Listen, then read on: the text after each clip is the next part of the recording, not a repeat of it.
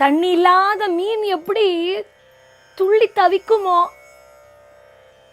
அப்படி உணவில்லாத ஒரு ஜீவன் எப்படி இருக்குமோ, நிலவில்லாத இரவு எப்படி இருக்குமோ, அப்படிதான் நான் இருக்கேன் அப்படிங்கிறா. திவசன பூக்க நீதன ஹிரேனா அப்படிங்கிறா.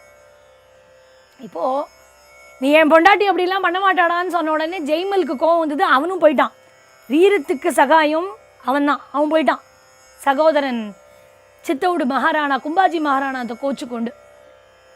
இப்போ ரகுநாத பட்டர் கேட்டார், ஏண்டா நான் தானேடா உனக்கு கல்யாணம் பண்ணி வச்சேன், மீராவை இப்படி சித்திரவதை பண்ணலாமா, அவளை மாதிரி ஒரு நல்ல பக்தி யாருக்காவது இருக்குமா அப்படின்னு கேட்ட உடனே ரகுநாத பட்டரை கோத்து கொண்ட உடனே ரகுநாத பட்டரும் போயிட்டார். இப்போ புத்தி சகாயம் ரகுநாத பட்டர் அவரும் போயாச்சு, பல சகாயம் ஜெய்மல் அவனும் போயாச்சு. இப்போ கோபம் என்னாச்சா இந்த மீரா மேலே, இந்த மீராவால் தான் எல்லாமே போச்சு அப்படின்னு கோபம் வந்தது. ஆனால் பகிரங்கமாக அவளை ஒன்றுமே பண்ண முடியாது, ஏன்னா ஊர் மக்களோட பேராதரவு அவளுக்கு இருக்குது.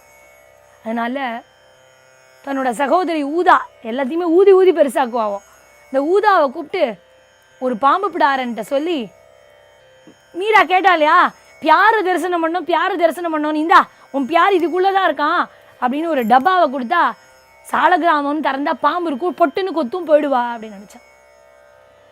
இவளுக்கே பயமாக இருக்குது.